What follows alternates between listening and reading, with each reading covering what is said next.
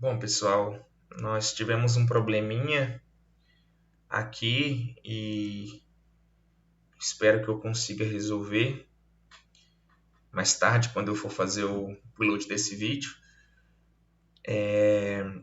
Se eu não conseguir resolver, provavelmente nós vamos ter dois vídeos, né? Um seguido do outro. Tomara que não seja preciso.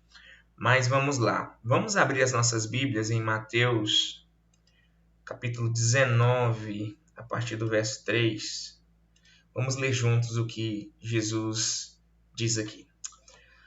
Alguns fariseus aproximaram-se dele para pô-lo à prova e perguntaram-lhe: é permitido ao homem divorciar-se de sua mulher por qualquer motivo? Esse por qualquer motivo também provavelmente está em parênteses aí na sua Bíblia. Mas continuando. Ele respondeu: vocês não leram que no princípio o Criador os fez homem e mulher? E disse: por essa razão o homem deixará pai e mãe e se unirá à sua mulher, e os dois se tornarão uma só carne? Assim, eles já não são dois, mas uma só carne. Portanto, o que Deus uniu, ninguém o separe. Perguntaram eles: então, por que Moisés mandou dar uma certidão de divórcio à mulher e mandá-la embora? Jesus respondeu: Moisés lhe permitiu divorciar-se de suas mulheres por causa da dureza do coração de vocês, mas não foi assim desde o princípio. Lhes digo que todo aquele que se divorciar de sua mulher, exceto por imoralidade sexual, e se casar com outra mulher, estará cometendo adultério. Os discípulos lhe disseram: se esta é a situação ou a condição entre o homem e sua mulher, é melhor não casar. Jesus respondeu: nem todos têm condições de aceitar esta palavra. Somente aqueles a quem isso é dado. Alguns são eunucos porque nasceram assim, outros foram feitos assim pelos homens. Outros ainda se fizeram eunucos por causa do reino dos céus. Quem puder aceitar isso, aceite. Vamos ler até aqui, então. Então, a gente vê, né, que para provar Jesus, né, para tentar pegar Jesus em alguma contradição, em alguma falta de sabedoria, em alguma palavra que o desqualificasse como mestre, ou simplesmente pela curiosidade de saber o que ele tinha para dizer a respeito daquele assunto, alguns fariseus, mestres da lei, chegaram para ele e fizeram essa pergunta, né? É lícito o homem dar carta de divórcio, se divorciar de sua mulher? E Jesus deixou claro, não é o que está no propósito de Deus. E aí ele nos leva a olhar para o princípio, para o início de todas as coisas. O pastor Luciano gosta de dizer o seguinte: quando nós quisermos entender o propósito de algo, né, o plano inicial de Deus para algo, é só a gente olhar para a origem, para o início. Então, quando a gente quer entender o propósito do casamento e o plano de Deus para o casamento, a gente olha para a origem. E como era na origem, um homem, uma mulher se tornam uma só carne, e o que Deus une, o homem não separa. Então, ao se tornarem um, eles se tornam indivisíveis. Se eu sou uma só carne com o meu cônjuge e eu me separo dele, eu morro. Porque eu sou carne com ele e ele é carne comigo. Né? Então, assim, era claramente o projeto de Deus. Em determinado momento, por causa da dureza do nosso coração, do coração dos homens, da humanidade, a carta de divórcio surgiu como uma possibilidade. Mas a razão do divórcio ter surgido, claramente, não é a vontade de Deus, e sim a dureza do nosso coração. Então, nós não podemos ficar confortáveis em praticar algo que existe por causa da dureza do nosso coração na nova aliança. Porque a nova aliança, ela não é para ser vivida por pessoas de corações endurecidos. Muito pelo contrário. Deus veio fazer uma transformação total na nossa vida. Jesus traz o Espírito Santo. O Espírito Santo nos faz ser novos, diferentes, nascidos de novo, de dentro para fora, e um coração novo nos é dado. Um coração diferente nos é dado. E dentro desse espaço da nova aliança, não há margem, não cabe coração endurecido e nem nada daquilo que provém de um coração endurecido. Então, meus queridos,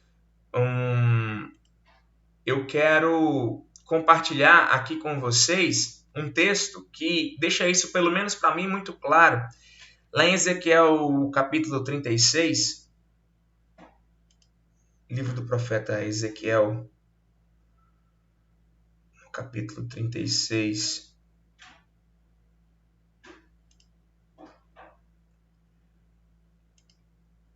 os versos 26 e 27, diz assim: Darei a vocês um coração novo e porei um espírito novo em vocês. Tirarei de vocês o coração de pedra e lhes darei um coração de carne. Porei o meu espírito em vocês e os levarei a agirem segundo os meus decretos e a obedecerem fielmente às minhas leis. E isto continua, né? Mas quando a gente vê todo o texto, a gente percebe que claramente isso é uma profecia a respeito da nova aliança. E dentro dessa profecia a respeito da nova aliança, nós temos uma afirmação de que o coração de pedra, ou uma figura clara, né, de um coração endurecido, ele não existiria. Não tem espaço dentro da nova aliança, porque uma das obras feitas por Jesus, por Deus, pelo Espírito, na nova aliança é justamente tirar o coração de pedra, o coração endurecido e colocar em nós um coração de carne. Isso é uma figura que fala da transformação completa e incrível que o Espírito Santo faz nas nossas vidas, né? Ao vivermos o nosso relacionamento com Ele, com Jesus e com o Pai.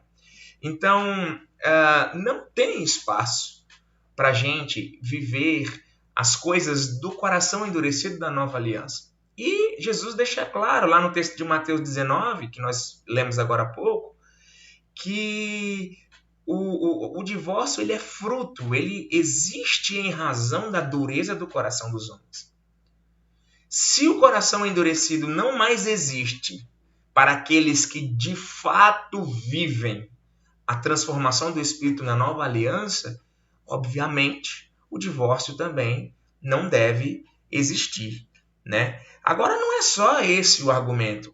Nós temos outros, né? Por exemplo, olhando ainda para o Antigo Testamento, lá em Provérbios nós temos um conselho da sabedoria, né? Como se a sabedoria fosse uma pessoa, né? O texto traz uma personificação da sabedoria e essa pessoa está dando conselhos, a própria sabedoria dando conselhos. Nós sabemos quem é a sabedoria em pessoa, e nós sabemos de quem vem esses conselhos, obviamente, do nosso Deus. E lá em Provérbios capítulo 5, a partir do verso 18, eu vou querer que você abra comigo, né? Nós temos o seguinte: seja bendita a sua fonte, alegre-se com a esposa da sua juventude, a mulher da sua mocidade, gazela amorosa, corça graciosa, que os seios da sua esposa sempre o fartem de prazer e sempre o embriaguem os carinhos dela. Porque, meu filho, ser desencaminhado pela mulher imoral? Em algumas versões vai dizer pela mulher desconhecida, né? Aquela que não é a sua, naquela que não é a sua esposa. Por que abraçar o seio de uma leviana, de uma desconhecida? O Senhor vê os caminhos do homem e examina todos os seus passos. As maldades do ímpio o prendem. Ele se torna prisioneiro das cordas de seu pecado. Certamente morrerá por falta de disciplina. Andará cambaleando por causa da sua insensatez. E aqui finaliza o capítulo 5 de Provérbios. Todavia, fica bem claro o conselho de Deus para que a gente permaneça no nosso casamento, porque ao sairmos dele, estaremos caminhando um caminho ruim, um caminho fora dos padrões de Deus e, dependendo do que está acontecendo, com certeza um caminho de pecado. Né? Então não dá para no nosso meio a gente admitir o divórcio como uma escolha a ser tomada diante de impasses dentro do casamento. Né?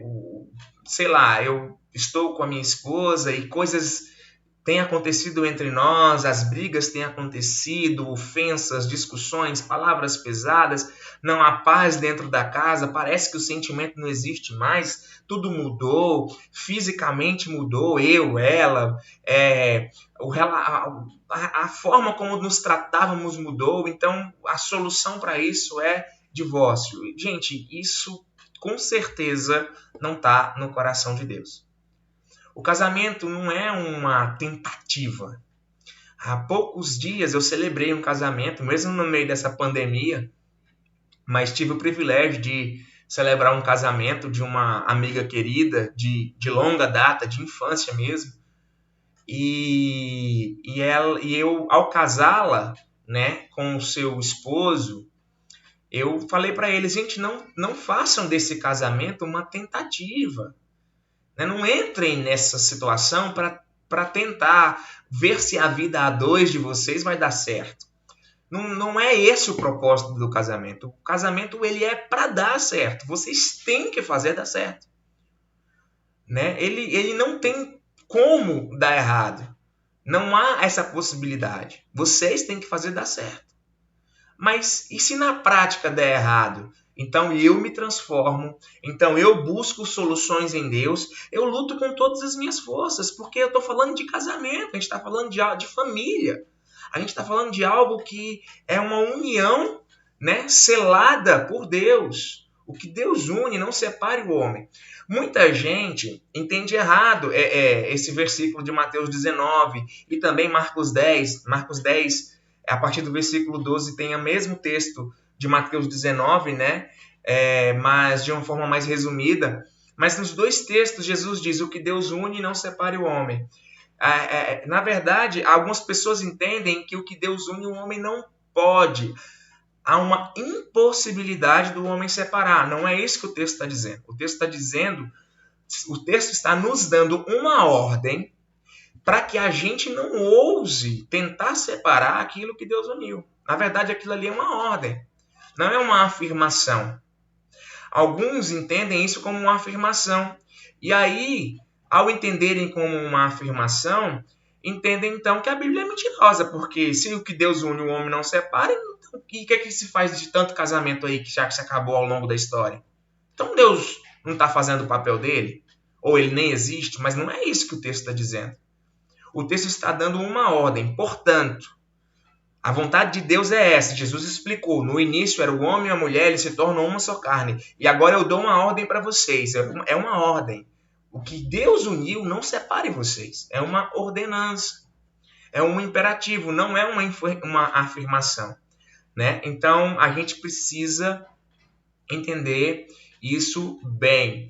Então, vai ficando claro, né? A gente vai lendo as escrituras e vai ficando claro que o divórcio, de forma alguma, está dentro dos propósitos de Deus para a nossa vida e nem é algo que Deus queira para nós, assim, de acordo com as circunstâncias, como muita gente vai pregar e alguns até viver, né? Bom, além disso, eu acho que uma das afirmações bíblicas mais categóricas que me levam a entender com clareza de que divórcio não é algo que Deus aceita para nós ou tolera da nossa parte, está aqui em Malaquias capítulo 2, a partir do verso 13. E, de novo, eu vou ler com vocês, né? Malaquias capítulo 2, verso 13. É o último texto o último livro, né, do Antigo Testamento, e diz assim, no capítulo 2. A outra coisa que vocês fazem, eu estou lendo aqui a partir do 13, porque É aqui que nos interessa, mas há um monte de protestos que Deus está fazendo, né, contra o seu povo por meio do profeta Malaquias. E é por isso que nós temos aqui a outra coisa, porque antes dessa, Deus já denunciou várias outras situações reprováveis. Além dessas todas outras, ele vai dizer, a outra coisa que vocês fazem, dois pontos, enchem de lágrimas o altar do Senhor, choram e gemem porque ele já não dá atenção às suas ofertas, nem as aceita com prazer. Agora vamos ver o porquê que isso está acontecendo. E vocês ainda perguntam, por quê? É porque o Senhor é testemunha entre você e a mulher da sua mocidade, pois você não cumpriu a sua promessa de fidelidade. Embora ela fosse a sua companheira, a mulher do seu acordo matrimonial, não foi o Senhor que os fez um só. Olha só, o profeta deixando claro a posição de Deus a respeito disso aqui. Em corpo e em espírito, eles lhe pertencem. Por que um só? Porque ele desejava uma descendência consagrada, ou seja, um leito sem mácula, como vai dizer em Hebreus 13, de um casamento sem traição, sem adultério, enfim. Portanto, tenham cuidado. Ninguém seja infiel à mulher da sua mocidade. Eu odeio o divórcio, diz o Senhor, o Deus de Israel. E o homem que se cobre de violência, como se cobre de roupas. Eu vejo aqui também uma clara alusão à violência doméstica, que infelizmente vem sendo praticado desde muito tempo, mas antigamente era mais comum, mais presente ainda na sociedade, o homem praticar violência doméstica contra a mulher. E Deus está dizendo que reprova isso. Né? Diz o Senhor dos Exércitos, por isso tenham bom senso, não sejam infiéis. Vocês têm cansado o Senhor com as suas palavras. Como o temos cansado? E aqui vai começar uma outra série de protestos, mas aqui fica claro, mais uma vez para mim, né, o quanto o Senhor reprova essa prática e o quanto isso não está dentro daquilo que Ele tem para nós. Deus, além de afirmar aqui no texto que nós lemos que odeia o divórcio com palavras claras e garrafais, vamos dizer assim, ele deixou claro que tal questão pode atrapalhar, interferir na nossa relação com ele. Então, nós podemos entender que a forma como cuidamos do nosso casamento, ou melhor dizendo, especificando mais ainda, né, a forma como tratamos o nosso cônjuge, isso pode, de alguma forma, interferir na nossa própria relação com Deus. Porque, gente, a nossa relação com Deus, ela é sempre alterada, afetada pela nossa relação com as pessoas. João vai dizer que eu não posso dizer que amo a Deus a quem eu não vejo, se eu não amar o meu irmão a quem eu vejo. Se eu falar isso, eu estou sendo mentiroso. Porque a forma como eu me relaciono com as pessoas também diz como eu me relaciono com Deus. Afeta. Né? E dentro de casa, mais ainda. Dentro do lar, mais ainda. Logo, a forma como eu me relaciono com o meu cônjuge certamente vai afetar na forma como, vai interferir na forma como eu me relaciono com o Senhor. Eu acho que Pedro, tendo por base esse texto de Malaquias, ele vai escrever o que ele escreve lá no capítulo 3 da sua primeira carta.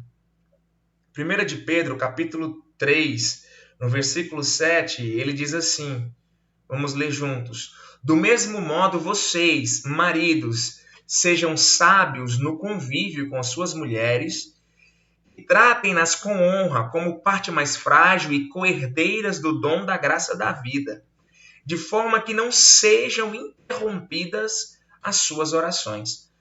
Ele está dizendo aqui que, dependendo da forma como eu trato a minha esposa, as minhas orações podem ser interrompidas. No texto de Malaquias, Deus estava dizendo que as ofertas e a adoração não estavam sendo aceitas.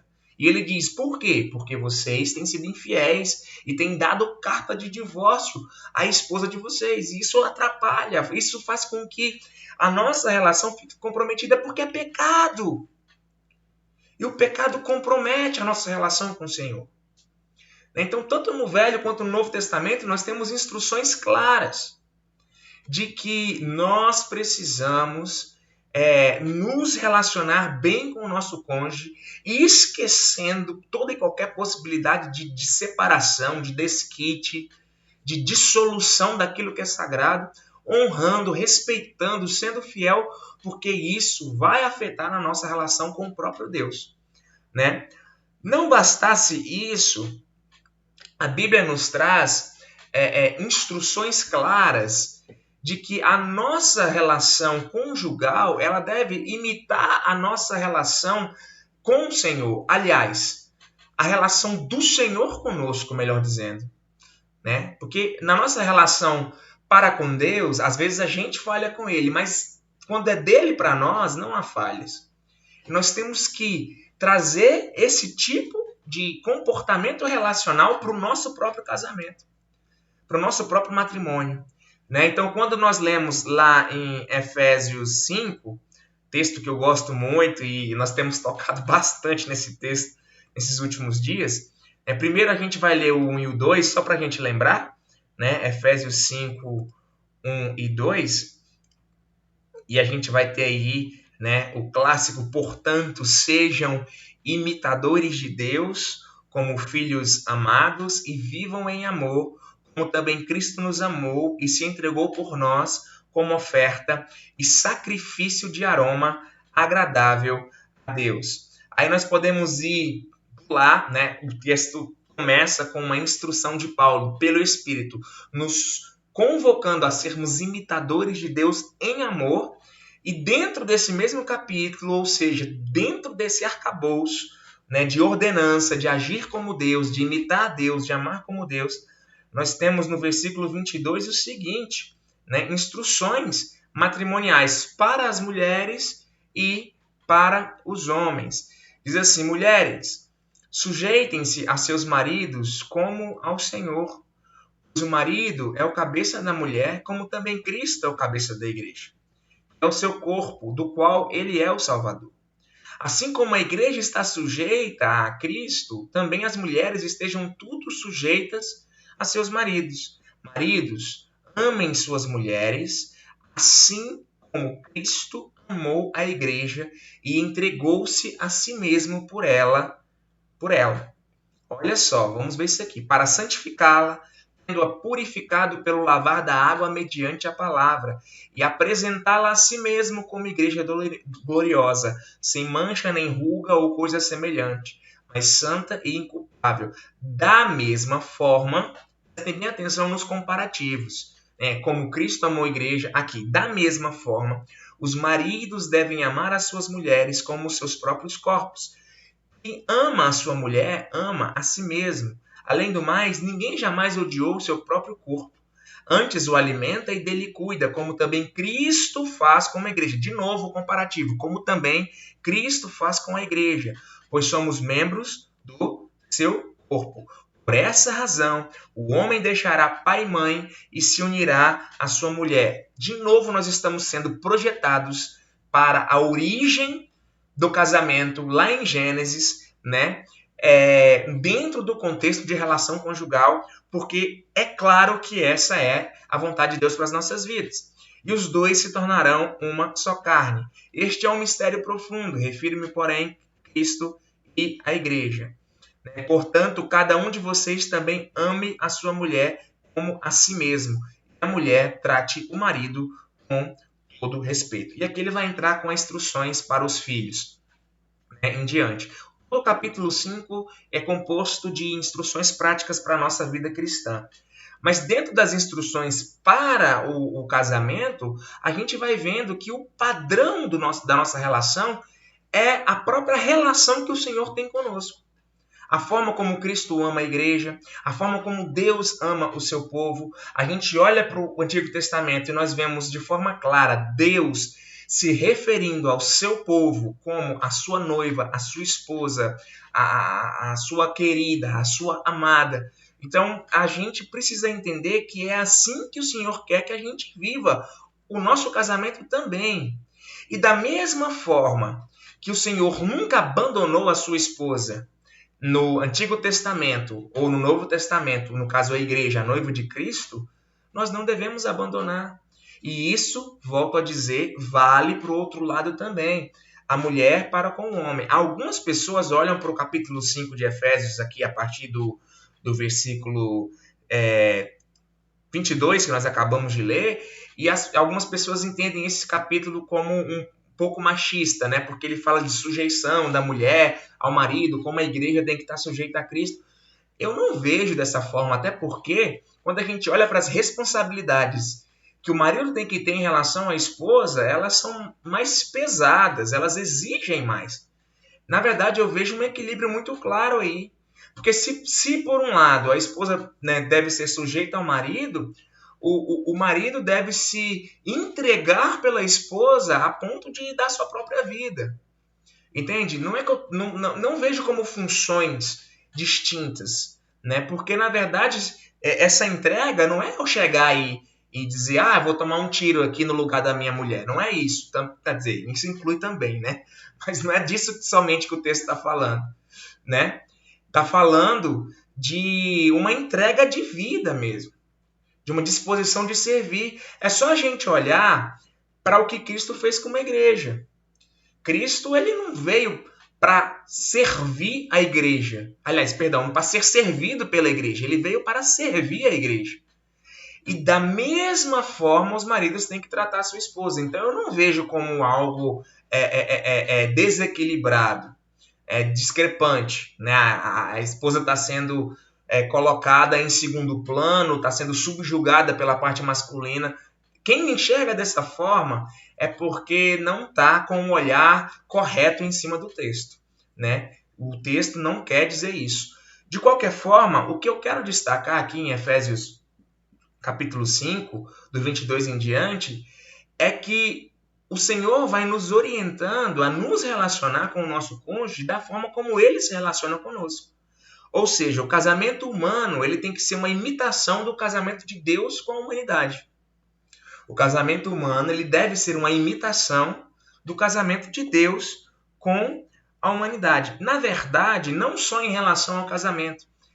A gente olha para as Escrituras e vai vendo que Deus sempre espera que façamos uns com os outros aquilo que Ele faz conosco.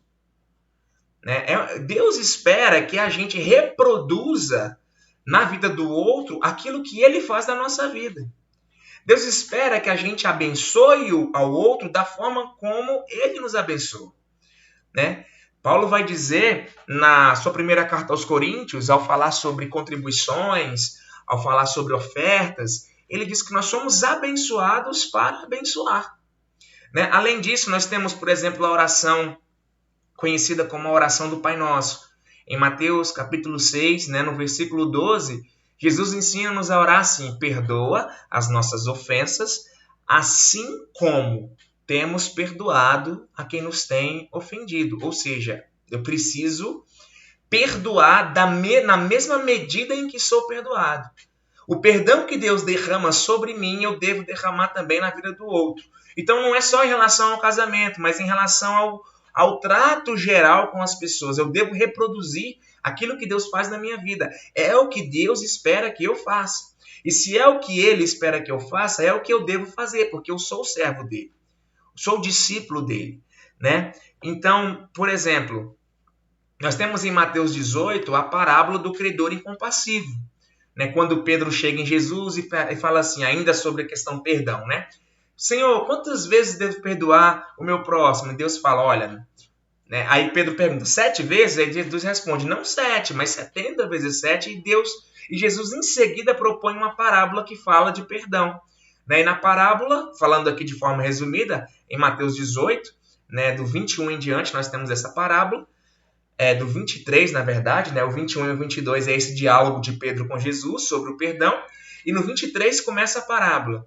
E ali Jesus fala, né, de um senhor que foi perdoado, teve sua dívida perdoada por um rei, mas ele não quis perdoar as pessoas que o deviam. E quando o rei ficou sabendo que ele não quis perdoar, o rei o tomou e o lançou no cárcere. né, não teve mais compaixão dele. Por quê? Porque ele deveria ter feito com os outros o que o rei fez com ele. E é óbvio que nessa parábola a figura do rei é a representação de Deus, porque ele é o nosso rei. Então, se a gente não está disposto a perdoar da mesma forma que estamos perdoados, nós não teremos também o perdão. Então, a gente vai vendo que, de modo geral, o Senhor espera que a gente faça com as pessoas aquilo que Ele faz conosco.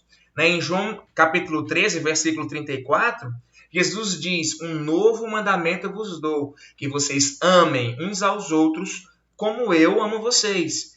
Então, Jesus vai estipulando o padrão é Ele mesmo, e Ele está dizendo: imitem, reproduzam. Da mesma forma como vocês estão sendo amados, vocês devem amar. Nós acabamos de ler Efésios 5, que nos manda sermos imitadores de Deus. Então, nós entendemos de forma clara, não somente no contexto do casamento, mas especialmente no contexto do casamento, nós devemos imitar a relação que Deus tem conosco e o comportamento que Deus tem conosco, né? Então, nesse sentido, eu digo que mesmo em casos onde o adultério acontece, o que está no coração de Deus é o perdão e a restituição da relação.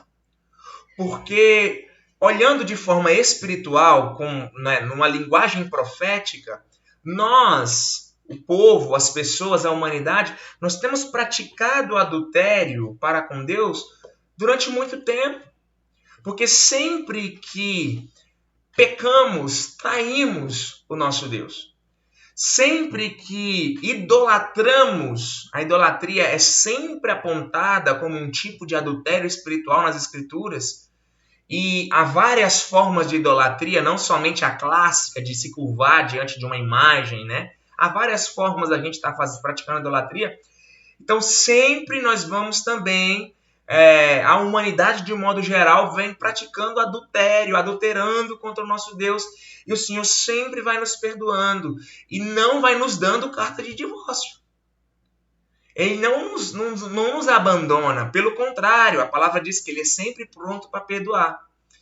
E tem um texto em Ezequiel, um texto enorme, e eu quero que vocês leiam. Não vou ler com vocês, vou ler apenas alguns trechos, mas eu quero que você leia todo o capítulo 16 do profeta Ezequiel. Uma profecia, né, direcionada para Jerusalém, mas que serve claramente para nós. Né? Tranquilamente, ao lermos o texto, nós percebemos que diz a respeito de nós também.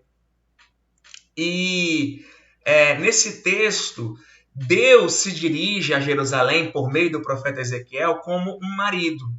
Um marido que lembra, né, dos primeiros dias com a sua esposa, a forma como ele cuidou dela, lembra da grande traição que a sua esposa fez com ele, e depois, no finalzinho do capítulo, ele fala que, apesar de tudo, ele vai manter a aliança com essa esposa. Então, vamos lá, Ezequiel, capítulo 16.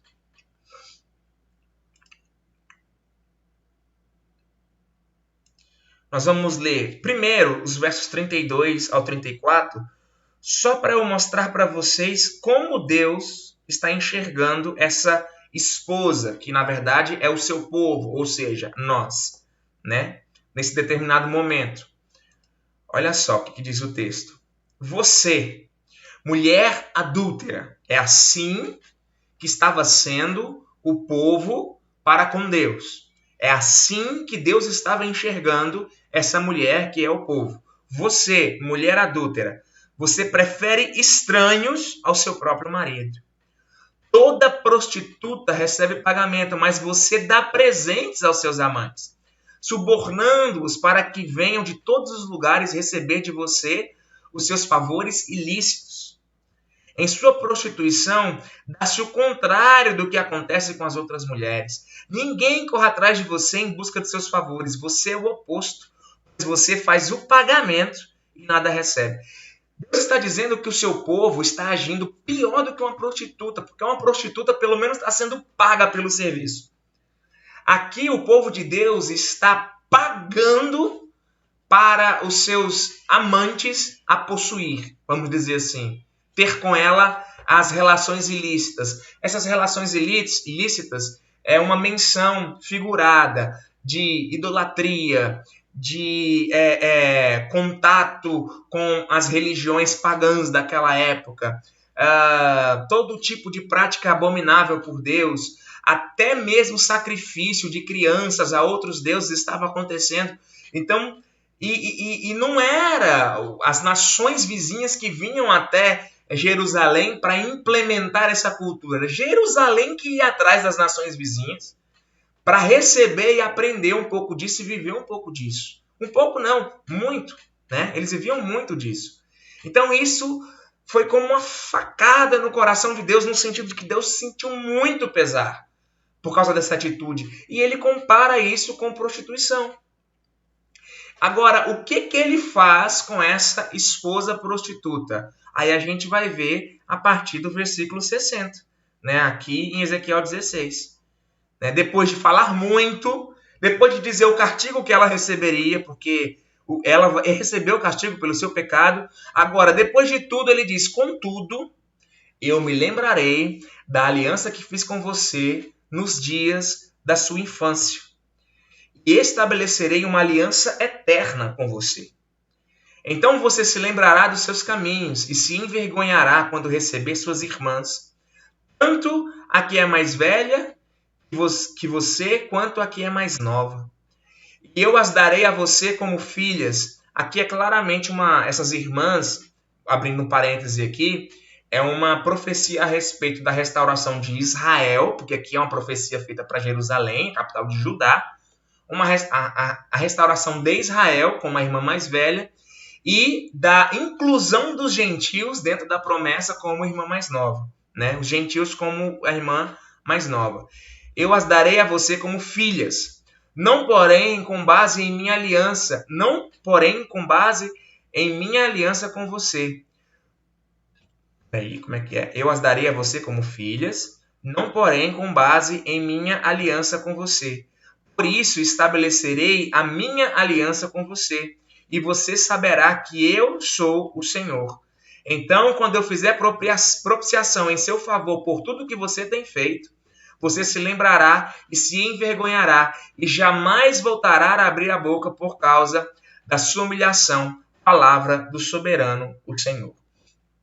Então, aqui nós vemos que apesar de toda a prática abominável da esposa de Deus, que somos nós, o Senhor, ainda assim, por causa dele mesmo, não por causa do nosso merecimento, mas simplesmente porque ele ama, ele vai manter uma aliança, aliás, ele vai estabelecer uma nova aliança, né? Vai fazer propiciação pelos nossos pecados e vai continuar sendo o nosso esposo, o nosso Deus, nosso Pai.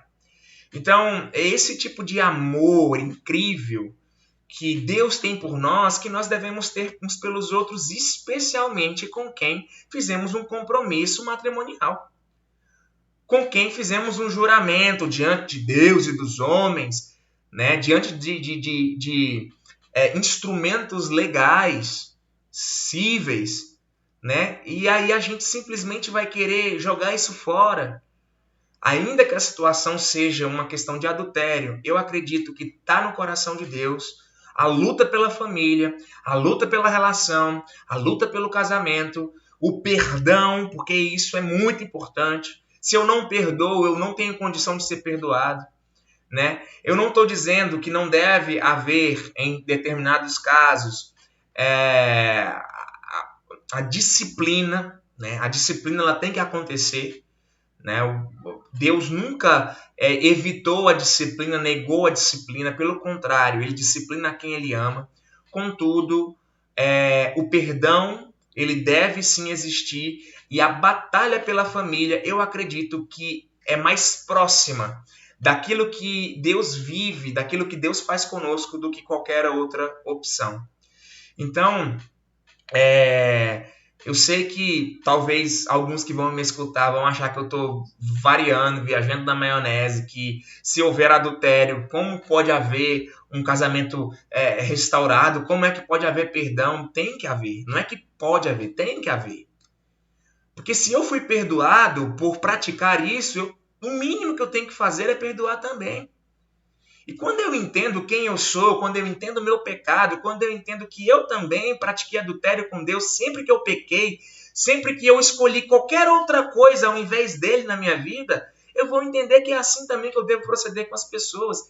E ao entender isso, ele próprio vai me dar o necessário para que eu possa praticar isso. Ainda que eu enxergue isso como algo além das minhas forças, a força vai vir de Deus. Então, eu quero deixar para a gente finalizar um vídeo. Eu não sei se esse vídeo ele vai atrapalhar a transmissão desse vídeo, dessa ministração, porque, pela questão dos direitos autorais. A gente já tentou umas 2 vezes passar vídeo aqui de quarta-feira e a gente sempre esbarra na questão dos direitos autorais, que eu ainda não entendi. Eu não entendi. Porque o vídeo está como domínio público, tá como comum alguma coisa lá, que significa um vídeo livre, ainda assim, às vezes não é permitido a gente retransmitir ele. Bom, por isso eu deixei para passar no final, caso aconteça um bloqueio da transmissão, eu vou deixar o link do vídeo que está postado no próprio YouTube, aqui embaixo na descrição, e você pode clicar e assistir esse vídeo. Assista, porque ele resume tudo o que foi dito, com outras palavras e com um exemplo prático do que eu estou querendo ministrar aqui a respeito do divórcio e a respeito do nosso sentimento em relação ao casamento. O que devemos ter, a postura, o comportamento que devemos ter em relação ao nosso casamento. Então vamos lá, deixa eu tentar colocar aqui esse vídeo.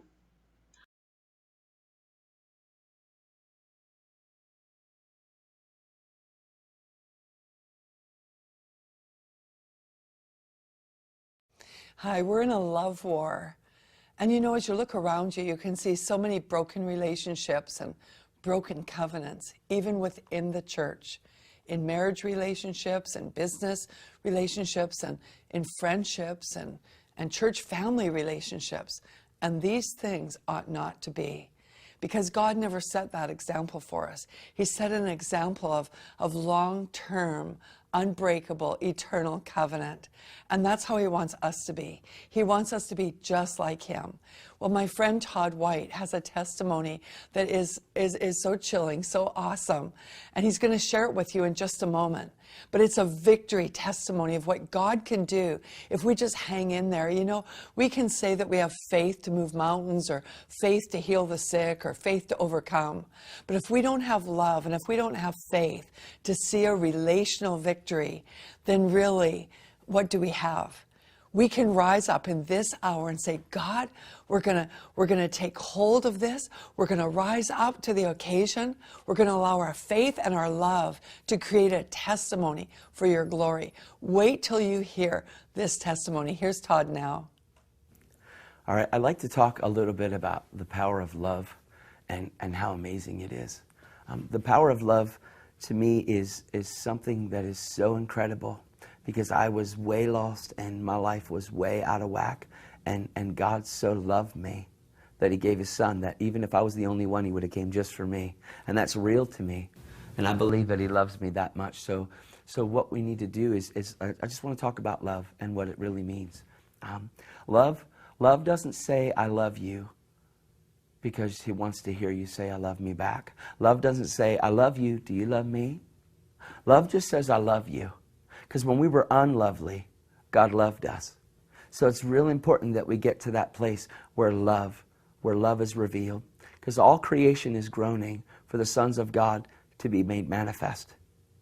Well, if Jesus was the visible image of the invisible God, and God is love, then Jesus was the visible representation and manifestation of love.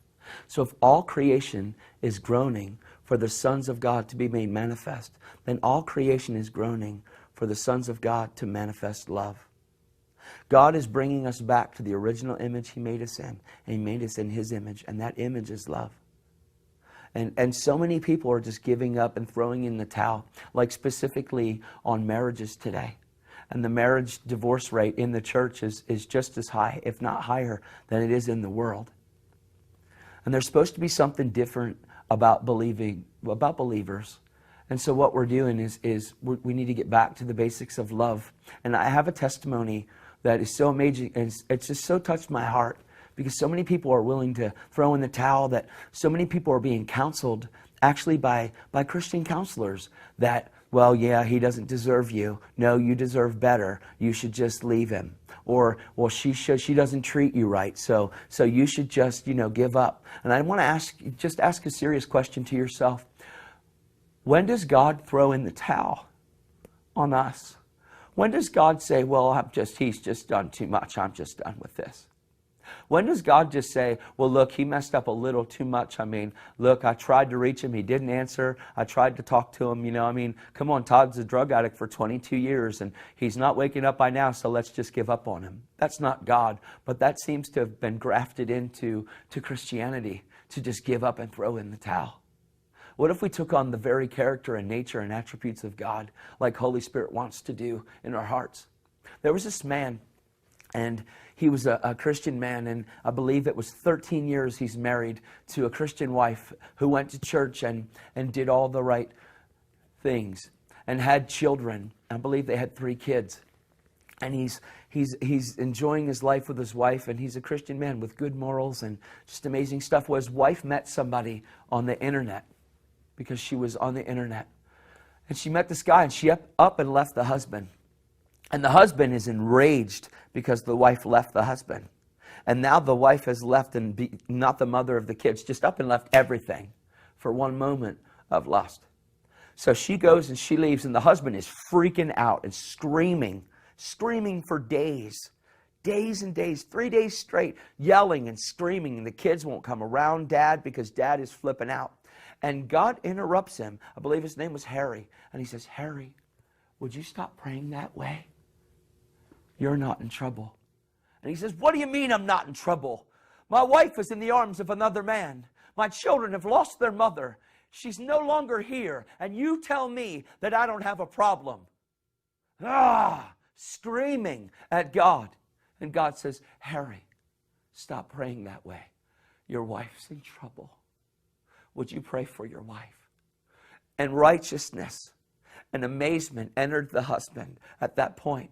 And he stopped and he started praying from the perspective of promise, from the perspective of understanding that his wife is truly in trouble because God spoke, and it's impossible for God's word to come back void. So he prayed, and it didn't happen right away. But he went into a friend of mine who was pastoring at the time, and he came in crying. And the pastor said, Lord, help me. Help him to receive the only gospel that I know, which is righteousness. And he shared with the man. But before he started, he said, stop, I'm not crying for me. I've heard from the Lord. And he said, what did he say? And he told me to pray for my wife because she's in trouble. So he continued in prayer, and the kids continued in prayer in an intercessive place, because love doesn't say, I love you, to hear you say, do you love me? I love you. You love me, right? Love just says, I love you. Love keeps no record of wrongs. Love is amazing. It's the agape love of the Father. It's beautiful. So now a year later, I think it's a year later, she comes to the door. And she comes to the door, and he opens the door, and she says, will you forgive me? And he says, honey, I've forgiven you from the beginning because God spoke to me. You were in trouble, but now you're home. She said, but there's more. You don't know there's more. I'm pregnant. And he says, that's okay. I'll love this baby just like this baby's my own. And he took his wife in, and they have a relationship today. And he loved her when she was unlovable. And he took on the very nature and character of God. We're so quick to give and throw in the towel today. And we forget who we're created in the image of. And we forget that we're created in the image of love. And love doesn't seek its own. Love just loves. Let's get back to love, because that's the importance. If people can't see Christ in us, they don't want what we have. And Christ is love.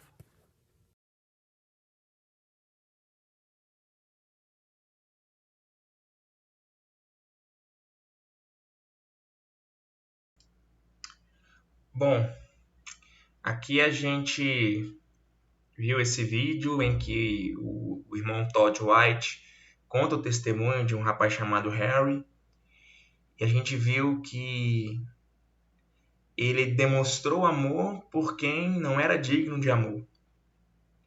Isso nada mais é do que aquilo que o Senhor tem feito conosco desde sempre.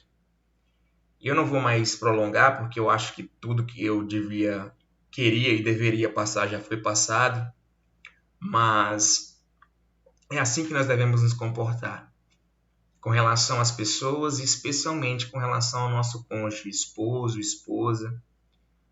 Eu acho que é isso que o Senhor espera de nós. Não simplesmente, como foi dito no vídeo, jogar a toalha. Ele nunca jogou a toalha com a gente. Ele nunca disse não dá mais pra gente. E da mesma forma como nós temos sido amados, nós também devemos amar.